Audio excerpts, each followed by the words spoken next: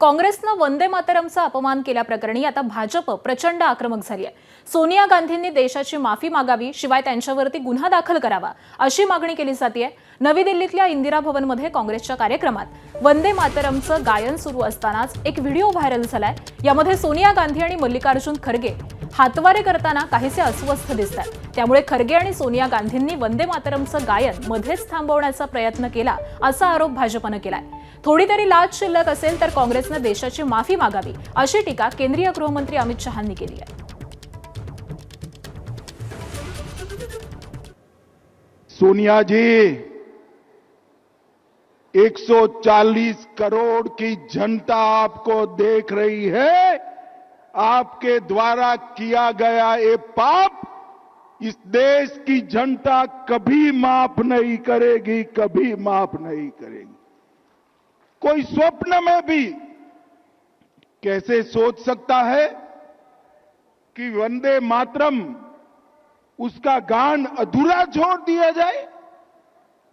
कांग्रेसियों को शर्म आनी चाहिए, और जरा भी शर्म बची है तो दो हाथ जोड़कर बंकिम बाबू की अमर आत्मा से और देश की जनता से माफी मांगनी चाहिए। जनसंघ असेल, हिंदू महासभा असेल, राष्ट्रीय स्वयंसेवक संघ असेल, यांनी कधी वंदे मातरम म्हटलं नाही, तिरंगा खांद्यावर घेतला नाही। आणि आता जर ते आम्हाला शहाणपणा शिकवत असतील तर कुठेतरी श्यामाप्रसाद मुखर्जी हे मुस्लिम लीगच्या सोबत, जिन्नांच्या सोबत हे आघाडीमध्ये मंत्रिमंडळात कसे होते त्याचं उत्तर त्यांनी द्यावं। इंग्रजांच्या सोबत स्वातंत्र्याला विरोध का करत होते ते त्यांनी सांगावं। व वंदे मातरम म्हणत असताना संघाचा आणि भारतीय जनता पक्षाचा कोण फासावर गेलाय सांगावं। यांनी काँग्रेसची निदर्शनं वंदे मातरम करावं हे हास्यास्पद आहे। त्यांचा आणि देशाचा, स्वातंत्र्याचा आणि वंदे मातरमचा काही संबंध नाही। दरम्यान या प्रकरणी सोनिया गांधींवरती गुन्हा दाखल करावा अशी मागणी महसूल मंत्री चंद्रशेखर बावनकुळे यांनी केली आहे। सोनिया गांधीजी यांच्यावर गुन्हा दाखल केला पाहिजे, तातडीनं गुन्हा दाखल केला पाहिजे। आणि कोणत्याही परिस्थितीमध्ये वंदे मातरमचा अपमान करणाऱ्या, या गीताचा अपमान करणाऱ्या, राष्ट्रभक्तीचा अपमान करणाऱ्या लोकांना कडक कारवाई केली पाहिजे अशी माझी विनंती माननीय पंतप्रधान मोदीजींना आहे, माननीय गृहमंत्री अमित शहाजींना आहे। तर मविया नेत्यांनी भाजपच्या टीकेला उत्तर दिलंय, बघूयात। वंदे मातरम के वक्त हम सोनिया जी ने बहुत देर से, उनकी एज कितनी है हमारे अध्यक्ष की, खरगे साहब की, वो थोड़ा हिल रहे थे, तभी उनके लिए कुर्सी मंगाया। क्या आदमी को गिरने दें?